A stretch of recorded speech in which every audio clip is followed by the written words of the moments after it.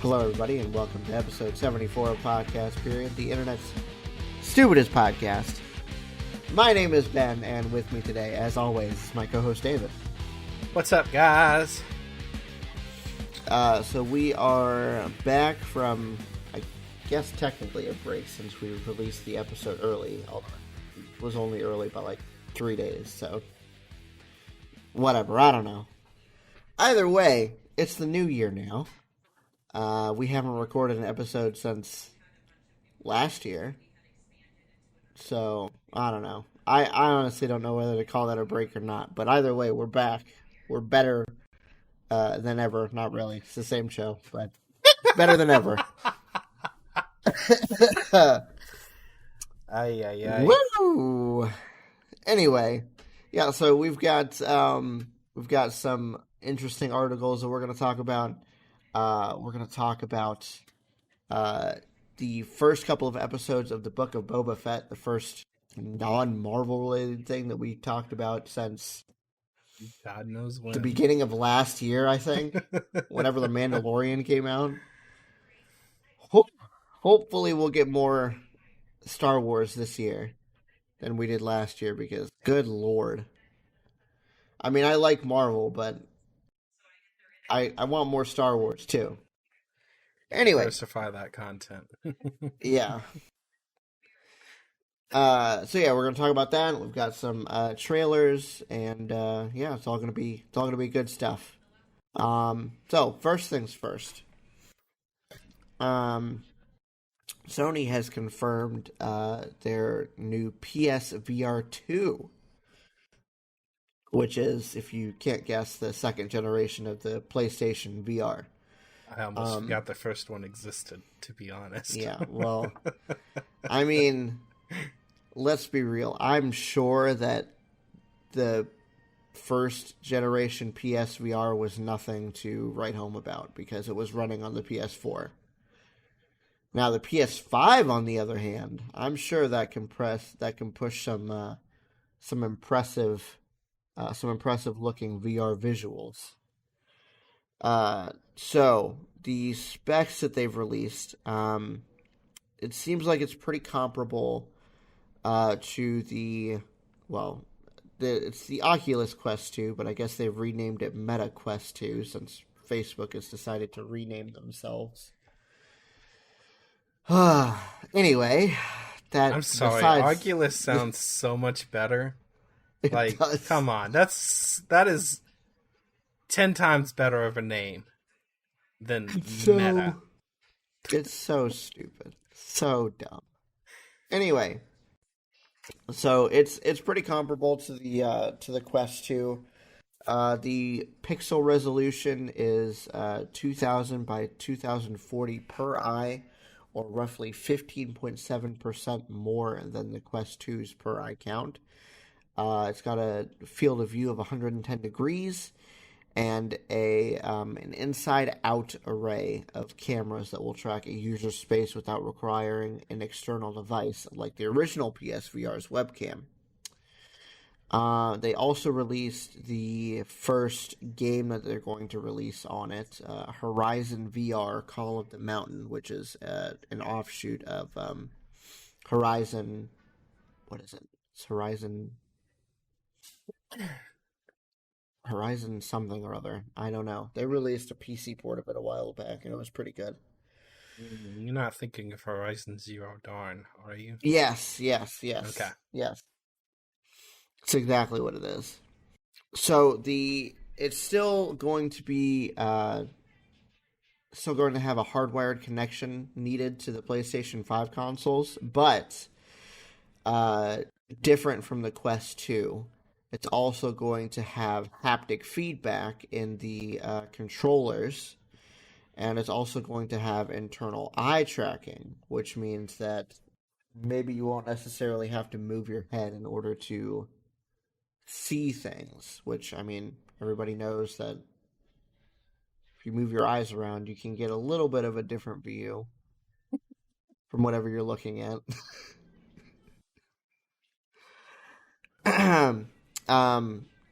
It's also confirmed that they're going to use an HDR-rated OLED panel.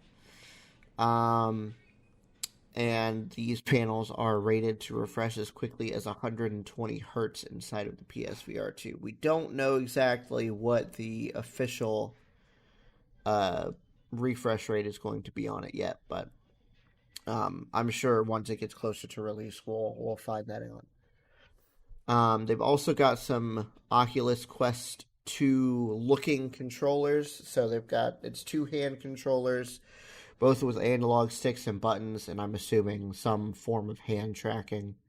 Hard to say right now, just looking at it. But again, it's something that we'll just have to wait closer to release for to see more of what it's going to look like. And yeah, that's it. I just thought it would be interesting to see what else is out there as far as VR goes. I'm honestly kind of surprised that Microsoft hasn't answered this yet. I'm not surprised that they didn't do it with the PSVR 1, because that was kind of a gimmick. But VR has taken off so much in between then and now, and the PS5 is definitely going to be powerful enough to push at least pretty decent looking visuals, if not something that's comparable to you could find on at least a decent PC, you know? I am wondering if that's something that they're going to do now.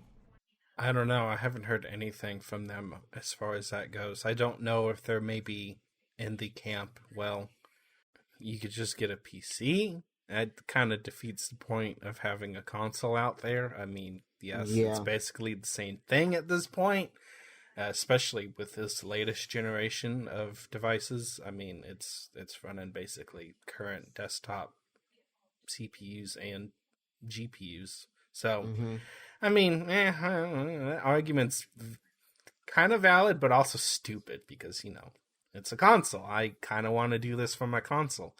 Maybe it's something they'll consider doing a mid-cycle refresh for. Maybe they just didn't think about it, or I don't know. It's hard to say. Or they're just not ready to jump into that ship. I mean, yes, it is taken off more than it has. It's been a slow journey, but it is finally picking up momentum. A lot of it is because, right now gaming sucks. Mostly because the hardware that you have wasn't necessarily fully capable of doing VR, at least at high enough refresh rates to not have some kind of motion sickness about. And the stuff that is out there now that is capable enough of doing that just fine, it's non-existent. You can't get your hands on it. It's like, well, no, you're darned if you do, you're darned if you don't. We'll see. This is another reason to want, especially coming from a PC perspective, I think this is another reason to want and root for the PS5 at this point, because it is something that they have that Microsoft doesn't have an answer to, but also because, again, it's the different platform. We're going to get more content going that direction if we were to do something. So I think this fully supports both of our positions. If we were to get a next-gen console, it would be the PlayStation. Yeah. More content, 100%. Diverse content, now VR-capable stuff if we wanted to do it that way. And the only reason that we're even able to say that is because Microsoft has been so heavy-handed on their PC support as of late. It's so nice to be able to pay what basically comes down to a pittance to play first-party games day and date on your PC. Don't have to go out and buy a $500 console because I've already spent way too much money on this thing. You and I both. Yeah. So, although to be fair, it is definitely It has definitely held its value now that everything is ridiculously escalated. And we have how many years at this point of service into these things? It's amazing. It's probably going on 3, 4, 5 years. I don't know. Something like that. It's been a while. You more so than me, because I had some mid-cycle updates in there. But you've been holding on pretty strong. Well, the only thing I've changed is the CPU, which arguably I needed to do anyway because I would have been stuck on a 6600K had I not. But I'm glad you did when you did. Yeah, no kidding. Just like I'm glad I did what I did when I did it, because had I waited any longer, I wouldn't have been able to, and I would be stuck on a 6600K. Stupid. Yeah, no kidding. That would suck. Ugh, I couldn't imagine. I can't imagine. I can't imagine because I've got basically the slower version of that. The 6500 it's showing its age, Ben. It's a little painful to sit at that computer, even though it does nothing. Like even Windows updates are hammering that thing now because they're using more than one core. Unlike they used to. Now they're actually using more than one core, and it's 75, 80, 90% just running Windows Update. I'm like, really? This is ridiculous. I'm looking at how much my GPU is going for. What is it, $500-$600? It's not quite that much, but I'm pretty sure it's about as much as I paid for it. Yeah. It's going for like $450. Uh-huh. Ridiculous. Stupid. Yep. I heard the 1060s were staying at like $200 to $300 used on eBay. I think I paid $279 for my 1060 when it first came out. And I basically gave it away to our friend thinking, oh, well, it's not going to have any value, so what's the point? At least he can use it for something. If I'd held on to that thing, I could have flipped it for the same amount of money that I paid for my current one. It's ridiculous. Stupid. It's so funny. Speaking of stupidity, as far as hardware goes, danger. There's another component that can potentially cause fire. And it's not a matter of if. It's a matter of when this will fail, because it is a guaranteed failure if you happen to have this piece of equipment. Asus is recalling affected Z690 motherboards. So this is for the new Intel 12th Gen Alder Lake CPUs. And it's specifically the ROG Maximus Z690 Hero motherboard. And the issue, I haven't seen anything specific on how it happened beyond a multitude of failures, because there's so many things in place that are supposed to prevent this type of stuff from happening that didn't. There is a specific capacitor that is up at the top of the motherboard that was accidentally installed backwards on a select few motherboards. They have a serial number range of everything. If you happen to have one of those motherboards, you definitely need to check this. Either send it in if it's under that affected SKU range of serial numbers, or have a visual look at it. There's a couple of YouTubers that have posted videos about this. Jace 2 Cents, I know, is one of them. And a couple of others, and gosh, what's his name? The article says it's actually hardware overclocking. That was the original YouTuber that saw it. Gotcha. I don't think that was him, but whatever the case may be, check it, look at it, make sure that you don't have this issue. Buildzoid, that's who it was. It is this person. I just didn't realize that was his actual channel name.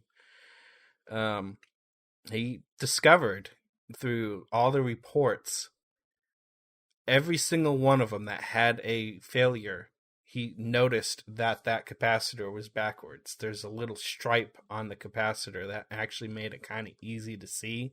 Every single one of them that failed, that capacitor is backwards. And it will fail. It's just a matter of when. Not if, but when it will fail. Mm-hmm. So you want to get that checked out. It could be as simple as it just blows up and nothing happens, and it could be as detrimental as a fire, which is not a good thing to have in your computer, in your house. So get that checked out, guys, if you happen to be one of the few people that have Intel 12th gen so far. So before we keep going, I'm going to add on to what we were talking about with my card. I looked up how much I paid for it. Brand new, mind you. Brand new in the box, still wrapped everything. $430. And not that I would try to sell this thing at this point, but it seems like I could get it's like the same version of my card, an EVGA FTW. I don't know if it's a 2 or a 1, a 1080 for like $100 more, maybe. Ridiculous. Not bad. It's ridiculous. Yeah, stupid. It's insane. I bought this in what does it say? 2016, I think. Yeah, that sounds right. So it's been 6 years. Well, 5 probably years. Closer to 5 years because it was like the end of the year. Yeah. And it's basically the same, if not more, than what I paid for my GPU. What I can sell it for right now. I would be losing $0 selling it right now. That's ridiculous for a 5-year-old piece of hardware. If only you had a free GPU fall into your lap. Yeah, I know. Oh, that's so stupid. That's sickening. It truly is sickening that it's gotten that bad. I don't get it. Thank you, shortages. Whatever would we do without you? Okay, so let's talk about an interesting case. I want to say that this has been brought up before, but I could be wrong. So, obviously, David didn't notice this right away because we were talking about this before the show started. But maybe there's not a whole lot of people that noticed it because I don't think until I actually heard about this that I ever noticed anything weird about this album cover. Nirvana's Nevermind. The album cover with the baby in the pool. Clearly a naked baby. It has been brought to court on charges of child pornography. Named people or named defendants in the suit are Nirvana, the band, Universal Music Group, Warner Records, Courtney Love in her role as executor of frontman Kurt Cobain's estate, band members Chris Novoselic, sorry if I'm butchering that name, I probably am, Dave Grohl, and others. So, apparently, the thing that could doom this case is the fact that there's a 10-year statute of limitations on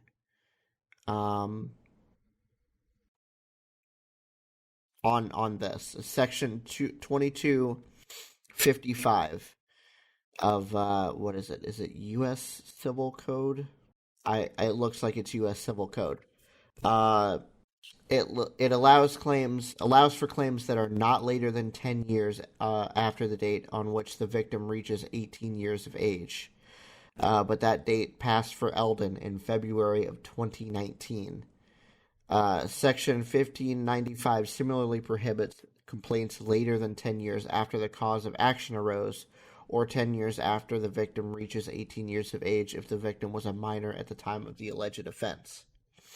So, I don't know. This is a pretty interesting case because, like, it wasn't necessarily meant to be child pornography, right? No. But it could be construed as that. It could. And if you're sick enough, I'm sure somebody has, Not gonna go any deeper than that. But like, at the same time, if it wasn't, I feel like this is just this kid or this guy trying to get money because he's in his, I guess he would have to be in his 30s at this point if it's more than 10 years, yeah. 28 in September of 2019 or whatever it said. Where was it? February of 2019. Sorry. February 2019, so he's almost 31. Yeah. Mm-hmm. So, I don't know. It kind of seems scrupulous at this point. It doesn't, or frivolous. Frivolous is the word that I'm looking for. It seems like an attempt to get some money out of some high profile people or companies or whatever, because clearly up until this point he didn't really have an issue with it if he didn't bring it up before this, right? Because I mean, I feel like if you really had an issue with it, maybe not like right when you turn 18, but somewhere in your 20s or something like that, you would think, I don't really like the fact that my baby ding dong is on this famous band's album cover. Maybe I should bring it up to somebody. Like, I don't know. That's just me. I get what it can be misconstrued as. I think we've had this conversation before. It's not the same thing, but it's along the same principles that we established then when we were talking about Apple potentially going through and flagging such content and the innocence. And this is basically the same lines of innocence that I was describing when I talked about specifically someone like you who has now 2 young male infants that could very easily be photographed innocently by their parents naked in the bathtub. Or in one of their cases, this silly little kid decides to go streaking across stupid... Yeah. And he could do that at any given time. He could accidentally... He shouldn't, because he's asleep, or should be, and he's in bed, but accidentally do that during a recording session, or like a live stream or something. Like, okay, yes, there is that argument, but that is clearly not what the intention was. The intention was not malice. And okay, let's give those sick-minded people something to enjoy themselves with. That's not what was happening, and I think this falls along the same line. It was innocent enough, okay, it probably wouldn't fly in today's standards. Yeah. Might I be upset if it was personally identifiable as an older version of me? This isn't an infant baby. Yeah. It's like not relevant today. Realistically, right? Nobody would know that was him if he didn't tell anybody. Yep. Because I'm sure everybody in Nirvana didn't necessarily know who this kid was. They just hired a photographer or some artist to create an album cover for them, and that's what they got. And some parent decided, yeah, I will elect to have said photography session taken. Like, kids do modeling all the time. It's not typically that type of modeling, but it wasn't. Right, yeah. It wasn't meant for what you could misconstrue it for either. It was an innocent art piece. Yeah, exactly. I mean, there's more risque art pieces out there than that. Yeah, no kidding. So, I think it's stupid. Just shut up. Don't get your panties in a twist about it. Yeah, like, come on. This is if you really were upset about it, you would have said something a long time ago. Yeah, it's ridiculous. Oh, and see, in the last section of this article here, Eldon's claims would fall on the merits even if they are not time-barred, Nirvana and other defendants wrote. Eldon has spent 3 decades profiting from his celebrity as the self-anointed Nirvana baby. So again, I was right. Nobody would have known that it was him if he didn't tell them. He has reenacted the photograph in exchange for a fee many times. He has had the album title Nevermind tattooed across his chest. He has appeared on a talk show wearing a self-parodying nude-colored onesie. He has autographed copies of the album cover for sale on eBay, and he has used the connection to try and pick up women. Eldon's claim that the photograph on the Nevermind album is, quote, child pornography, unquote, is on its face not serious, the motion continued. A brief examination of the photograph, or Eldon's own conduct, not to mention the photograph's presence in the homes of millions of Americans who, on Eldon's theory, are guilty of felony possession of child pornography, makes that clear. Get over it. I've forgotten that he rode that train of fame for so long. I had forgotten about that part too. Like, he's owned this. He's enjoyed this. Yeah, of course. Like, come on. Really? I bet if he didn't like it, he wouldn't have gotten the name tattooed across his chest. I'm sorry. Yeah. Or reenacted it. Like, come on. Really? That's on you, my friend. I'm sorry. It seems like what's happening, right, is it's not as cool or attention grabbing as it once was. So he's doing something to put his name back into the public eye. That could be because now being the Nirvana baby isn't as big of a deal as it was even like 10 years ago. And I mean, it would have been a real big deal like 20 years ago, although I guess he would have been like 10 at that point. So, whatever. But I don't know. It's dumb. This whole thing is just dumb. Very dumb. Very dumb. Okay, let's move on. That's one dumpster fire that I will never be a part of. No kidding. Alrighty, so on to some good news, potentially? We'll see. Maybe. It's hard to say.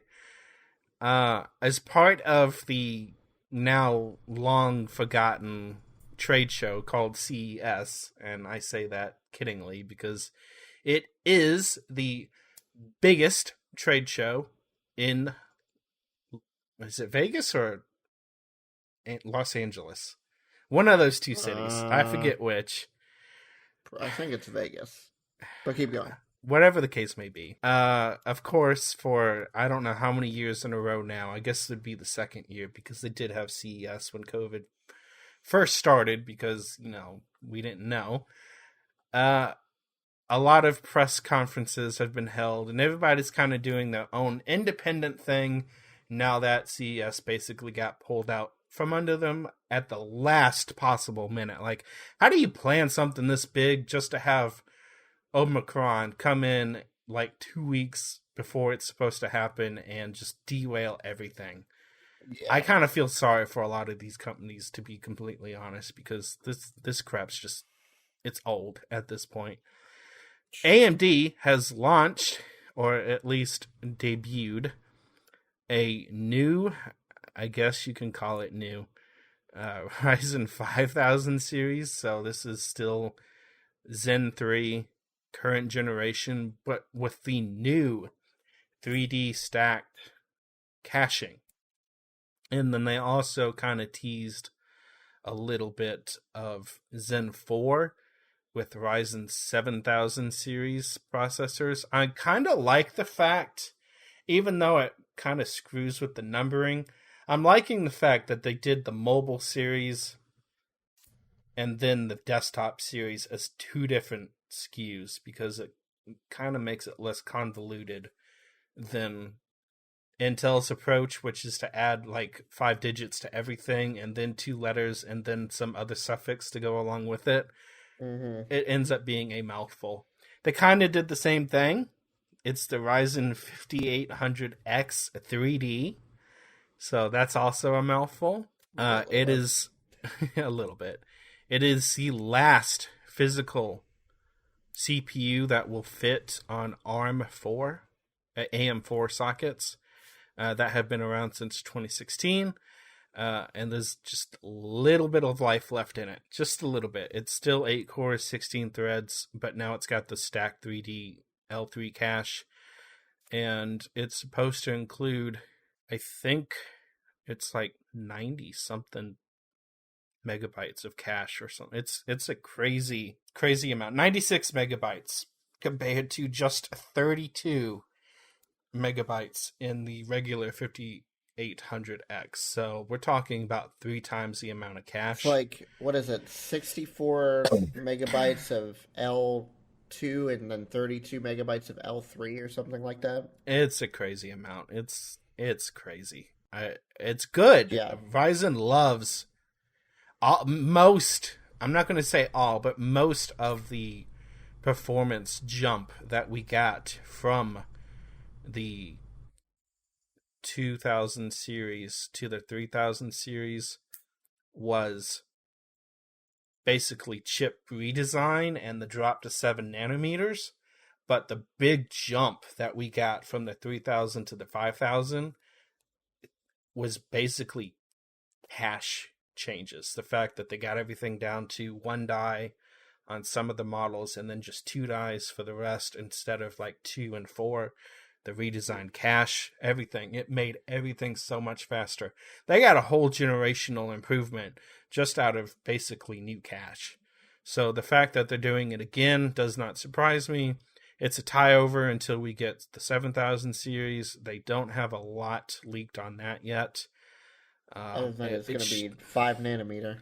Yeah, that's about it. We'll see where it lands. It's claiming to be the fastest gaming CPU once again. So they're claiming that the 5800X 3D is going to top the 12900K as the fastest gaming CPU. We'll see how that holds. Yep. And Intel's answer to that, even though it's not a main topic, they are now going to launch a 12900K S. So the S variants are back. They are supposed to be 5.5 gigahertz single core CPUs, all core over 5 gigahertz. Good lord. So they are turboing those things up to infinity. If, in other words, you don't have a fridge for a cooler, yeah.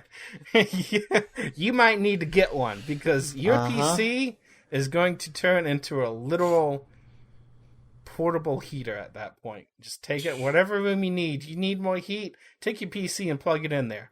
Let it go. That's right. run a couple runs of Cinebench or Furmark or something. I guess not Furmark because that's your GPU, but Cinebench. Just have that running on loop for like an hour. You'll be good. Get it nice and toasty. Mm-hmm. Ugh. It's amazing. So we'll see. Will I get it? No. No. I could. Nope. Nobody's but I'm not going to. Nobody's probably. That's true. That's true. Even if I wanted to, it's probably going to be something else that's just impossible to obtain because of all the chip shortages. Mm-hmm. They want to show something off. They want a response to 12 Gen Intel. This is something that they've been working on. They announced it well before 12th Gen last year. So, is it a response? Maybe. Gives them something. Yeah. I mean, whether or not there's chip shortages, they're going to keep designing new chips. So yeah, well, and this stuff is honestly well into the works well before everything went down to the handbasket anyway. So, yeah. What are you going to do? Just give up? You do that and you become Intel. and then was stuck on the same crap for 10 years straight, and it gets very annoying. At least this is something new. Yeah, no kidding. Whether you can get it or not is another story. Wow. It sucks. Okay. So, Microsoft has apparently broken all of their, well, I guess it's the Microsoft Exchange server. It's so stupid. I can't. It's so dumb. So apparently, Microsoft did not plan for the year 2022, or somebody at Microsoft, who is probably no longer with Microsoft, did not plan for the year 2022. Whenever they programmed this date sign thing. So, they pulled the Betty White. They looked at 2022 and said, "No, thank you. I'm not participating." Yeah, no kidding. Bless her soul. Bless her soul. I know it's a little too soon, guys, but that woman was gold. That woman was gold. So Microsoft is not. No. Their mail programs store dates and times as signed integers, which max out at, I'm just going to read the numbers, 2147483647, which is somewhere in the trillions, I think. 2,147,483,647, or 2 to the 31st minus 1. Microsoft uses the first two numbers of an update version to denote the year it was released, which, guess what? If you didn't hear me, the first two numbers of that signed integer were 21. As long as the year was 2021 or earlier, everything worked fine. When Microsoft released version 22.01.01.00001 on New Year's Eve, however, on-premises servers crashed because they were unable to interpret the date.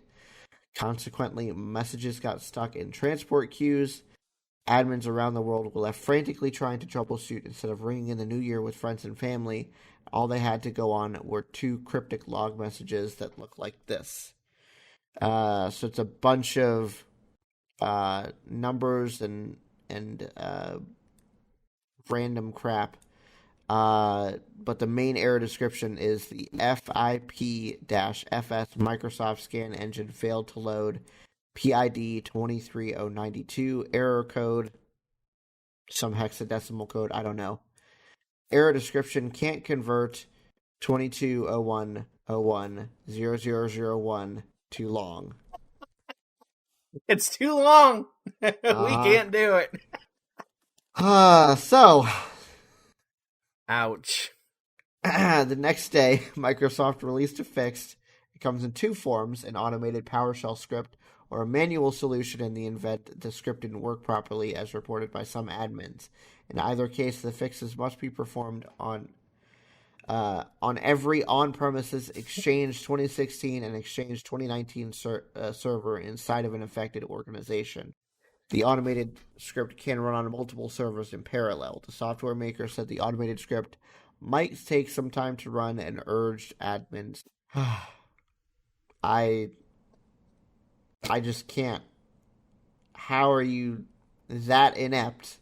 How do you do that? Oh my gosh. Brought to you by the same company that gave you Windows 11 and 10. That's right. And 8. And to some extent 7, even though 7 was far superior than Vista, which was... I guess what I'm trying to say is this has just kind of been the next step in a long road of potholes. Yeah, no kidding. Potholes is a nice way to put it. Yeah, I'm just waiting for it to go over the cliff.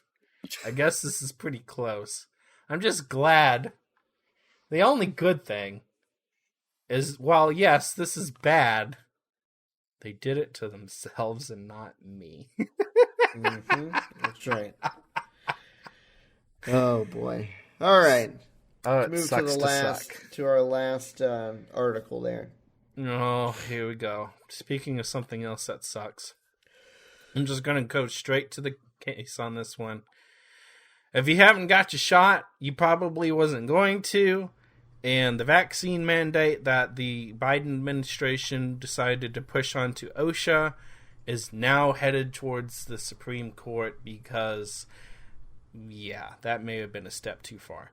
On Friday, the Supreme Court heard arguments in 2 cases that could severely limit the federal government's ability to set public health policy during the pandemic. I know there's people out there that don't want to get it. Fine. Okay. You're kind of screwing it up for everybody else, but I'm not going to say you're an idiot. I'll just infer I'm going to say that you're an idiot. Ben can take the heat. Don't worry about it. However, this kind of goes along with mandated drug testing, which is another OSHA thing. Should we be forced to do it? Well, that's technically illegal, even though people say it shouldn't be.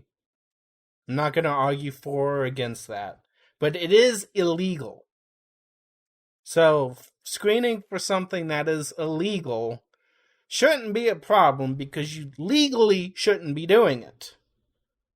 This, on the other hand, does seem to be a step too far. The drug testing thing on that, if it's legal or it's soon to be legal, like the whole weed thing or whatever,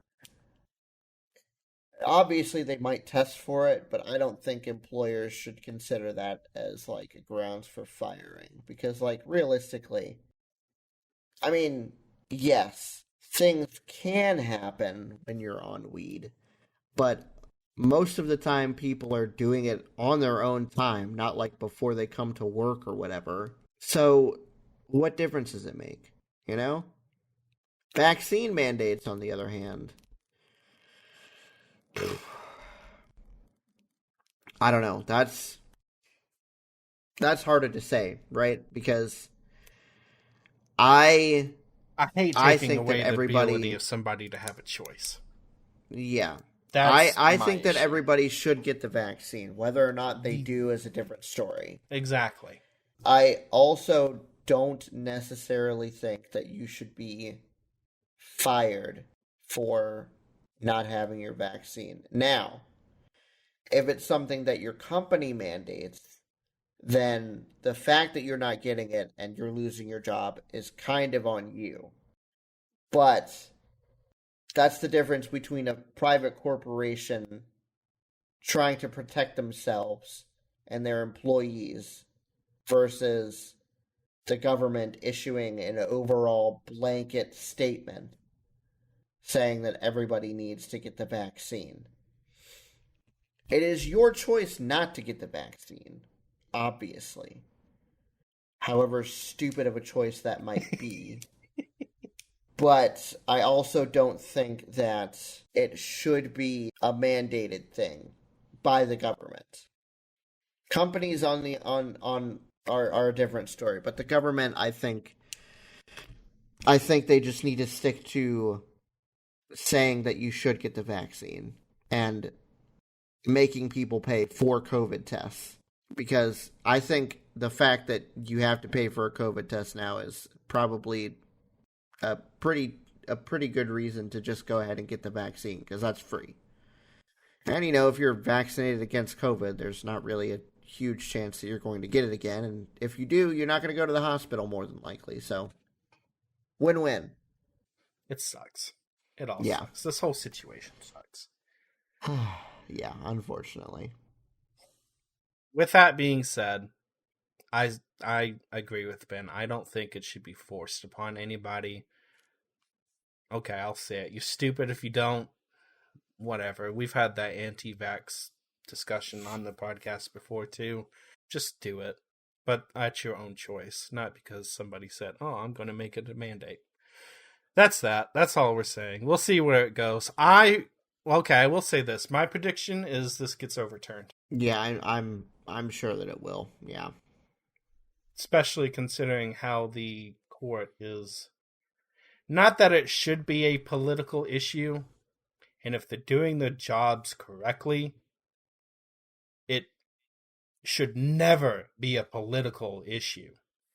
It should be, is it constitutional or is it not constitutional? And that should be the end of it. But given that it's going to probably be political, and given where the court is stacked right now, it's like 6-3, I think it's getting overturned. Just my opinion. All right. Shall we move into our discussion topics? Please. Which one should we do first? Let's just reign with the stupidity as it is and go with... Yeah, we'll get the food one out of the way. Oh my gosh. So, I will try to remember to include this in the actual edit when it goes out. But if I forget, I'm just going to show a very crude image of what started this discussion between me and Ben earlier today. It was in the news a long time ago and I forgot. It's kind of hard to see, but that bottle of syrup, and there's a pancake box that goes with it, now says Pearl Milling Company. Who the heck is that, you ask? It's Aunt Jemima. And it even says Aunt Jemima on the box still. I'm sure that's temporary. Where does it say it on the box? You didn't see that Hold part? on. No, I didn't. Oh, goodness gracious. It is... It's really hard to read because it's mirrored. But no, I see it. It's there. Oh my gosh, trust me, guys. I'll try to include a non-mirrored image for you guys if I don't forget. It specifically says new name, I think. What's it say? It says new name, same formula, new name, same taste. Great taste. New name, same great taste. Aunt Jemima. I don't know who, what, when, or where the decision was made to appease what demographic group. I'm going to hazard to say it'd be African Americans based on the fact that Aunt Jemima was indeed a African American depicted on a bottle of syrup and pancake boxes for years. I don't understand. Why is it an issue that a woman of color is depicted on a pancake box? And they're also wanting to do the same thing for Uncle Ben's rice. Don't know what that's gotten changed to. Nothing, yeah. Are they going to go after Quaker Oats? Because that also has a picture of, at this point, a white man on it. Are they going to go... Is it because of what it's depicting? Is it because of names? Because there's tons of things that have names that don't have photos to accompany it. Sarah Lee, Mrs. Smith's, blah, blah, you name it, Dr. Pepper. Like, what's the issue? I don't understand. What are we pandering to at this point? I don't know. I honestly don't think, and obviously people can correct us if we're wrong. Please do. But I genuinely did not see an outcry. Like even when this was like first being announced as a thing, I didn't see any outcry against Aunt Jemima pancake mix as being like a racist thing. It's just a box of pancake mix with a black lady on the cover on the front. Like what? I don't get it. I don't understand why that. If anything, you think it'd be more of a problem because we're now eliminating this person. Yeah, for real. Why are we eliminating this person? Because she happens to be an African American? What's the issue? Was it the name? Was it the photo? Is it both? Is it a combination? Why is it an issue? Is it appropriation of some type? I don't understand how it could be appropriation of anything. I don't think pancakes are inherently a food that was predominantly enjoyed by the African American community. Neither do I think maple syrup is either. In fact, I'm pretty dang sure that came from the Canadians. Not 100% positive, but I feel pretty confident in that. So what was the issue? I don't know. I feel like if it was some sort of food that was typically, and might I add, racistly attributed as like a typical African American food, like, I don't know, watermelon or fried chicken or like grape Kool-Aid or whatever. If it was Aunt Jemima's watermelon, yeah, I could see that. Okay, maybe. Aunt Jemima's fried chicken, I don't know. Yeah, maybe. Probably.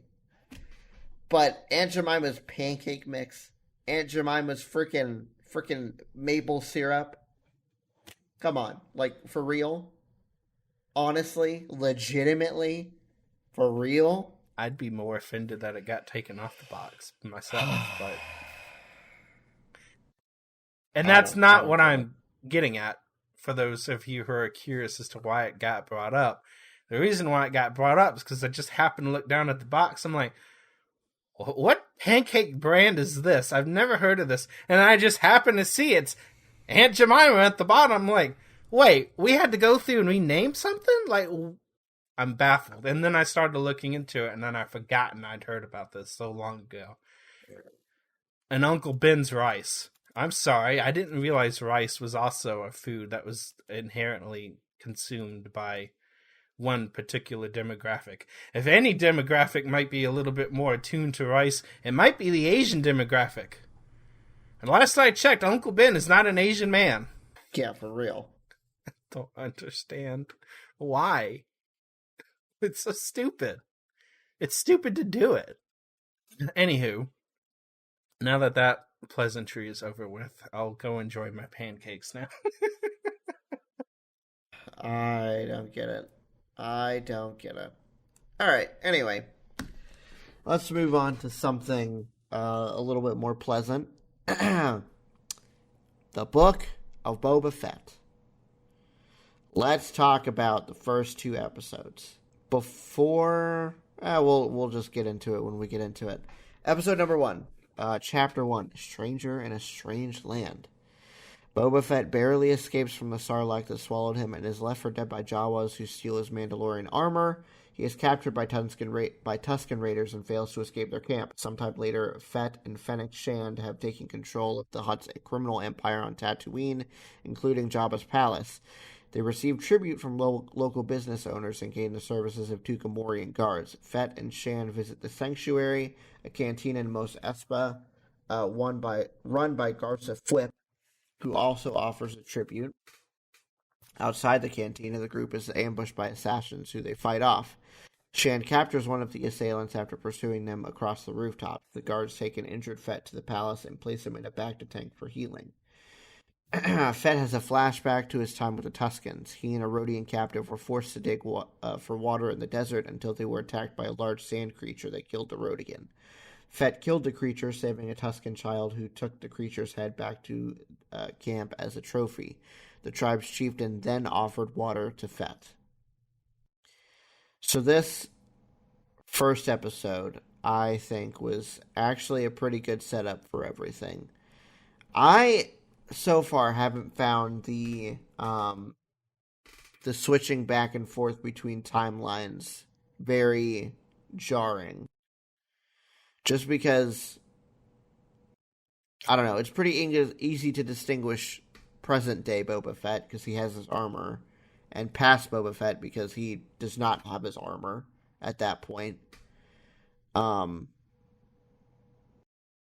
also, he's captured by Tusken Raiders and everything like that. So, I don't know. I enjoyed this first episode, and I'm very interested in the fact that they're kind of like they're getting into more of the lore of the Tusken Raiders through the capture of Boba Fett by this one clan. We kind of figure out in the second episode through like conversations that they have that this is like a less radical tribe because I mean they didn't end up killing him right away. I'm sure they may have eventually, but he saved a kid, so you know that kind of helped him out a lot. But we find out that there's like more like radical tribes that just kill everybody that they come across. So I don't know. Maybe we'll find out more about Tusken Raiders in the future, more than we have through like the first couple of episodes, and well, I guess throughout all the Star Wars because they show up in episode 4 as well, I believe. But yeah, I don't know. I really enjoyed this first episode. What about you? I really, really liked it a lot. It was a good introduction. I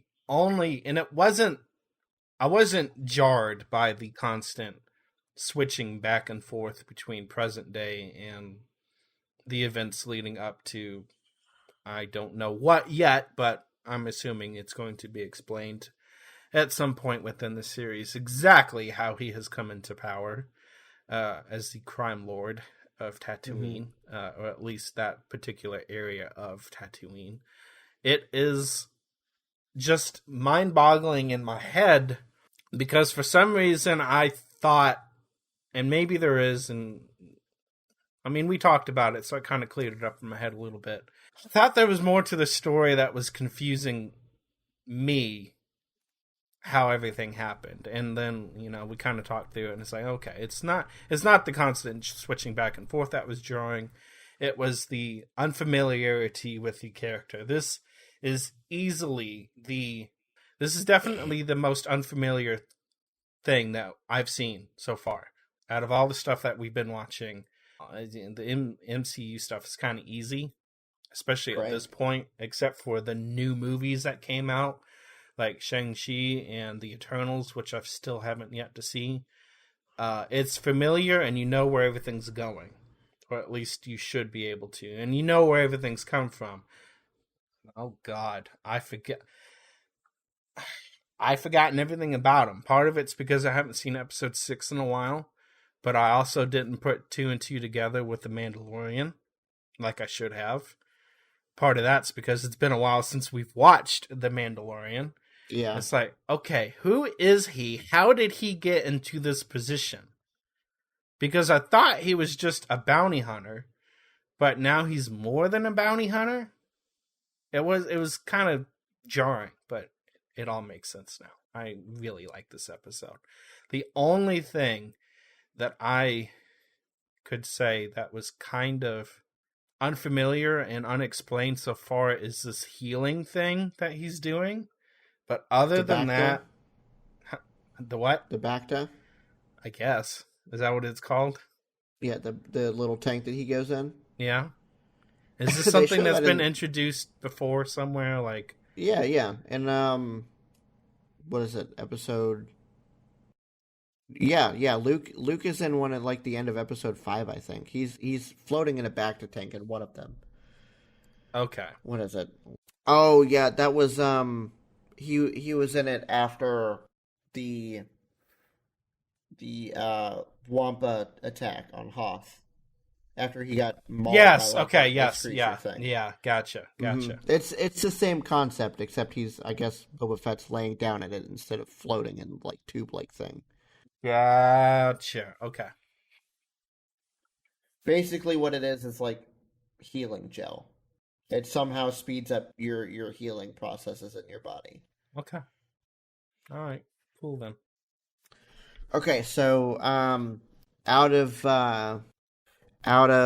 5 sand creature heads, what do you give this episode? I was gonna say that or Sarlacc pits. 4. Give it a 4. 4? That's fair. Yeah. I think I'd have to go for 4 too. Yeah, this was a really good episode. I enjoyed it a lot. Okay, So, Chapter 2, The Tribes of Tatooine. Fett and Shan interrogate the captured assassin who claims to have been hired by Shai, the mayor of Mos Espa. Shais denies this, but offers payment to Fett for capturing the assassin and suggests that they visit the sanctuary again. Flip informs Fett that that two of Jabba's cousins, a pair of Hutts known as the Twins, want to claim Jabba's throne for themselves. The twins arrive with the bookie bounty hunter Black Cranston and tried to intimidate Fett, but he refuses to submit. In the bacta tank, Fett remembers the Tuscans' war, teaching them their style of combat and desert survival skills. After the tribe was attacked by a Pite Syndicate spice train, Fett stole some speeders from a nearby gang and taught the Tuscans how to ride them. He led the tribe on a successful attack to stop the train and warn the surviving Pikes that they would have to pay a toll to enter the Tuscans' territory in the future. To be admitted into the Tuscan tribe, Fett was guided by a lizard inside his head to a branch, which he turned into his own gaffy stick. The tribe then held a ceremony to accept him. So this episode is where we get more into the Tuscan Raider, like, I guess how their tribe works. Yeah. Because up until this point, we didn't know anything about a weird, like, hallucinogenic trip with a lizard. Nope. We didn't know anything about the gaffy sticks other than that, they had them. That was like their main weapon besides their long rifle things. I like that this episode, beyond the fact that he's like kind of gaining notoriety as the new Daimo, I like that it kind of builds his relationship with this Tuscan Raider clan. The fact that he's able to like help them get rid of this problem that they've been having for a while, it seems. I don't know. I really like that they could just kind of show the relationship between him and the Tuscan Raiders more. It was a nice touch. I really appreciate this episode establishing, because we heard it in the trailer. We heard it a little bit in Chapter 1, Stranger in a Strange Land. The philosophy by which he is ruling as the new Daimo is one of respect and not fear. Mm-hmm. It's how he's claiming to handle the situation that he finds himself in the present day. And then through these flashbacks, especially in episode 2, it's become established that this is not just like a persona that he is carrying as Daimo. It is something that he, at least as of now, I believe, truly exemplifies himself to live by. He negotiates with the Pike Syndicate spice train, the survivors of that. Our payment to you is you get to walk away with your lives. However, this is how things are going to work in the future. I mean, they fired upon the Tuscans, so it's kind of understandable that, hey, a head for a head, an eye for an eye, a tooth for a tooth. If they die, they die. Right. I mean, they clearly are invading lands that don't belong to them, and are shooting before answering. Shoot first, ask questions later. Mm-hmm. So I like his leadership style, and I like how this episode establishes it, even with this clan, before we get to the Daimo situation. So it's good to see the consistency. I like it. I like the relationships that he's building with these guys. It makes a whole lot of sense. I like this episode more than the first episode, actually. It was a really good episode. Yeah. The only thing that threw me for a trip is that dang hallucinogenic whole trip. It's like, what is going on? Yeah. Yeah, that was... the flashbacks were a little... weird. Like too close together. I'm like, okay, that's that part. That's him being in the Sarlacc's mouth, the stomach, wherever, and wherever he's at when he goes for whatever he went for to kill the thing. I'm assuming a heart or a vein or an artery of some type. And then some water. I guess we'll see where that comes in at. Maybe later. Maybe that was for some foreshadowing for the series. I don't know. Hard to say. It's really hard to say. It's like, okay, what is this? How much of this is real? How much of this is memory? And how much of this is just totally fake, hallucinogenic high? So out of the 5 Gaffy sticks, what are you going to give this one? 4.5. 4.5? Mm-hmm. Yeah, I think I'm with you on that. The second one was a really good episode. Like I said, I really like that they're getting into the lore of the Tusken Raiders. Mm-hmm. Because, I mean, behind Boba Fett, I think they're the thing, at least as far as, like, mainstream Star Wars media goes, because I'm sure there's, like, whole books or whatever if you want to get into the legend stuff, but as far as mainstream Star Wars media goes, this is, like, the most that we've ever learned about them. Other than that, they're, like, people that live in the middle of the desert and they don't really like other people, so scavenge everything that they go for, anything basically, they can get their hands on. Mm-hmm. It's like, oh, these guys are ruthless. I like that we're getting more of this. I like that we're getting more of Boba Fett, because he's another character that we got, like, that we know next to nothing about, pretty much. So yeah, I'm really looking forward to the rest of this series. I hope it continues to be as good as the first 2 episodes are, and doesn't go basically kill itself like What If did when we watched that. Because yeah. Anyway. Okay, one more thing that we should talk about. The clip that you sent me, considering the Parks and Rec episode about this. Is that not 100% gold? That was crazy. I have to. I gotta look that up real quick. Hold on. I don't know if they were, like, doing a reference to that, or if that's realistically, like, the only way that you could show him coming out of the Sarlacc pit. Because, like, as far as we know, he's dead. So, like, you kind of have to show it like that. I don't know. It's crazy that way back. What is this? That came out at the end of 2021, and this must have been the middle of, like, 2013 or something like that. Almost 10 years. They posted the YouTube channel posted the extended cut of his filibuster on April 17th, 2013. So at the beginning of April. So that's what? 2014, 2015, 2016, 2017, 2018, 2019. Almost 8 2020, years. 2021. It is 8 years. A little bit over 8 years. It's crazy. It's ridiculous. I hope that was a reference to that. I hope. I don't think it is. I think it's probably just the only way that you could have done that scene, but I want to know that. Like, I want confirmation that, okay, no, we had no idea. Right. Which I do believe, but I don't believe, because as big of a fan as I am of that series, and you as well, I totally forgot about that.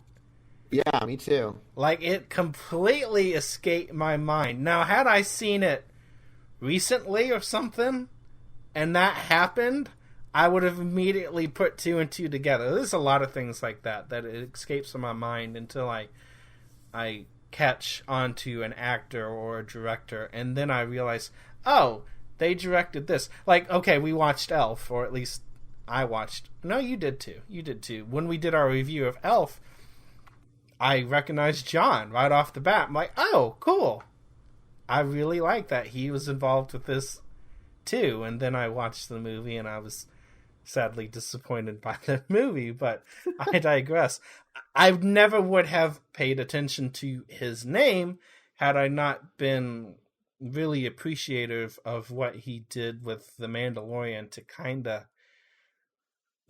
right the ship the best it's been done so far as Star Wars under Disney, because the concerns that they might have their way with it and ruin it were somewhat legitimized by the third trilogy. So we kind of praised him up a little bit for his work with The Mandalorian, giving us something that isn't, at least in our opinions and a lot of other people's opinions, pure trash in retrospect. Because we wasn't that harsh with the trilogy in the beginning, but as it progressed, it became apparent. Okay, this is turning into a hot steaming pile of but dog do, that is. I am hoping that the Disney Plus series that they're coming out with continue the trend of just being good. I don't need them to be like life-altering or mind-blowing or anything. I just need them to be good, because that's going to be way better than what we got with the last 3 movies. You don't need to introduce things that haven't been done before. You don't have to exaggerate things or anything like that. Just give us a good story. I would be fine if they introduced something that we hadn't seen before, but just make it make sense. That's fair. Because what happened did not make sense. Some of it made sense. The third movie was a little better, at least as far as the Force Ghost things. It was a little bit better. Yeah. At least some of that had been a little bit established before. Maybe not to that extent, but then again, how many Jedi Masters have we actually been able to observe that haven't been preoccupied with taking on the Empire? Like, I'm sure some of the others could have done this had everything not gone south. And then, Order 66 comes along, and it's like, yeah, well, okay, maybe somebody else could do the things that Luke did as far as the actual Force projection, not just Force Ghost, but Force projection of himself. Right. Oh, well, okay, maybe it's been done before, maybe it hasn't been done before, but at least you could believe it, unlike some of the other things that they did. Yeah. So if it makes sense, okay, yeah, I could see that. But you don't have to do it. Just give us a good story. Okay. Let's move on to the trailers, the final section of our show. If you haven't listened to this part of the show before, basically what we're going to do is we're going to watch, I think we've only got 2 movie trailers, so this might only be applicable for a couple this time, but basically we're going to watch the trailer, and then we're going to give our impressions on it and say whether we would see it in the theaters, whether we would wait for a rental, wait for a review, or just not see it at all. I think we can still count on one hand the amount of times that we've said that we wouldn't see a movie at all. So if we say that, it's bad. It's an awful trailer, because we're somewhat lenient on the stuff that we let fly on the trailers. A little bit. Anyway, first trailer we've got is the second trailer for The Batman. Bruce Wayne. Sorry? I wouldn't be bothering you here, but your people keep telling me you're unavailable. You really could be doing more for this city. Your family has a history of philanthropy, but as far as I can tell, you're not doing anything. The Riddler is asking for you. The killer left this for the Batman. Why is he writing to you? You came. I've been trying to reach you. Riddler's latest. It's all about the Waynes. If we don't stand up, no one will. You got a lot of cats.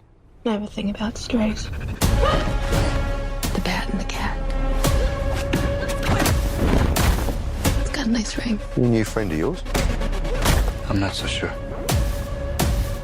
I'm just here to unmask the truth about this cesspool we call a city. You're part of this too. Hands up! How am I a part of this? Oh, you're really not as smart as I thought you were. Bruce Wayne. All these years, you lied to me, Alfred. We all have our scars, Bruce. You're still a Wayne. He's involved in this? No, he's not involved. How do you know? He's a vigilante. Who are you under there? What are you hiding? Selena, don't throw your life away. Don't worry, honey. I got 9 of them. We have seen the progression of this movie from concept art, which I was not an extreme fan of. No, he wasn't. To this. This look so good. So good. I am so excited for this. I think that this could beat out The Dark Knight as my favorite live-action Batman movie. Interesting. I mean, it all depends on how this goes. Obviously, yeah. I'm basing this on a trailer. But this looks really good. I was kind of on board because you were on board, and I'm like, okay, yeah. There's some of them that I've really, really enjoyed, and then there's some of it that I've really haven't, as far as Batman goes over the years. And I wasn't 100% sold with the first trailer. They just sold me on this. They really did. Yeah. It is such a good trailer. Chef's kiss to everything with the cat in this as well. Like, oh yeah, yeah. I really like where this is going. So I'm on board with this movie now. I like their choice to go with the Riddler as the main villain for this, because everything's about the Joker. Everything has been about the Joker. I mean, they didn't do that with the first, with Batman Begins either. They stuck with the Scarecrow as the main. Well, I guess it was Ra's al Ghul too, but Scarecrow was like the big recognizable mass Batman villain, whatever. Yeah. And then we had the Joker, and then we had Bane. We've had Riddler once in like one of the 80s or 90s Batman way back when, played by like Jim Carrey, I think. So I'm interested to see Riddler played up not only as the main villain, but as the main villain who has to be taken seriously.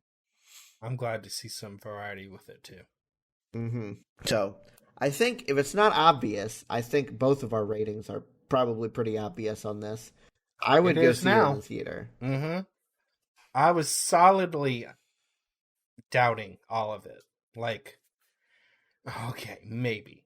I don't think I said I was ready to go see this in the theaters. I'd end up doing it if it was us, just because I 100% would go see this in the theater now. I want to see this. Like, it's not, I have to because he's going to make me, or I'll do it because I support him in these things. No, I want to see this, dang it. It looks so good. I'm so excited. And the other thing, I was trying to figure out Robert Pattinson's Batman voice. I'm glad that he didn't go, at least as far as I can tell, he didn't go for some over-exaggerated, like, deep, growly Batman voice like Christian Bale did. Because that was the one thing that made his Batman, like, memeable, right? He's a good actor. He's an effective Bruce Wayne. He's a good actor as Batman. But the voice is just like, why? Why do you need to do that? And then Ben Affleck was kind of the same thing, although I think they just modulated his voice a little bit in post instead of him doing it, like, full-on by himself. This seems like maybe he's changing his voice a little bit, but he's not going like, I'm Batman. You should be scared because I'm Batman. No. I'm glad he's stuck to a more natural sounding voice. At least as far as I can tell. Yeah, we'll see. Yeah. So, our final trailer for the evening is for the new HBO Max series Peacemaker. Let's go watch that. All right, kids, and that's how I defeated one of the world's most dangerous villains with only my 2 fists. My Desert Eagle and 2 rocket launchers. Eat peace, motherfuckers! Any questions? Have you met Wonder Woman? She did spend an entire party IFing me from across the room. Sick. Dude, I said effing. Hey! All right! Peacemaker, I was hesitant to bring you onto this team. Hey! But right now, the world needs a son of a bitch. And you're the only one I got. You know, you don't have to call me Peacemaker. You can call me Chris. Just because you're handsome doesn't mean you're not a piece of shit. Think I'm handsome? Oh, my God. Okay. This task force doesn't officially exist. You want to do this job? You can't balk, ever. Ah, shit! Listen, I can help. I'm stellar with weapons in combat.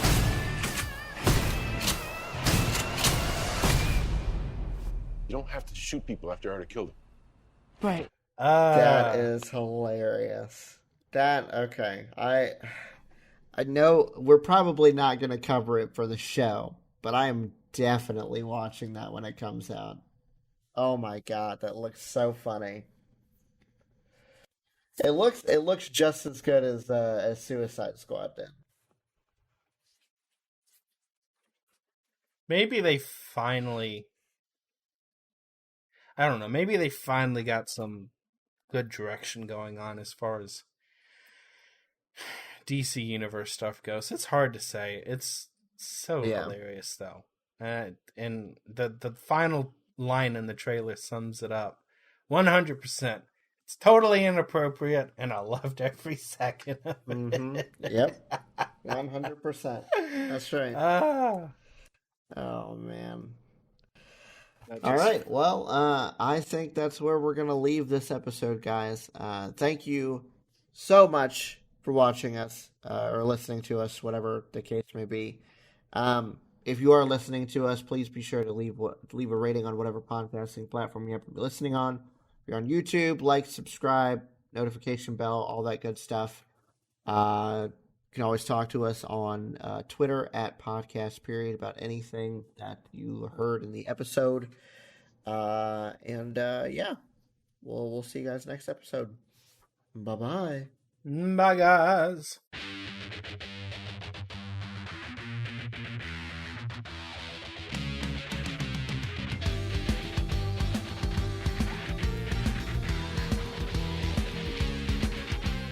Thanks for listening to this episode of Podcast Period. This episode was hosted and produced by Ben, co-hosted and edited by David. You can contact Ben on Twitter at BenPlaysVidges. That's Ben Plays, VIDYAS. And you can contact David on Twitter at Car6by16. If you'd like to chat with us about any of the topics on this episode, you can hit the show up at Podcast Period on Twitter, or shoot us an email at podcastperiodpodcast@gmail.com. That's all for this episode. We'll see you next time.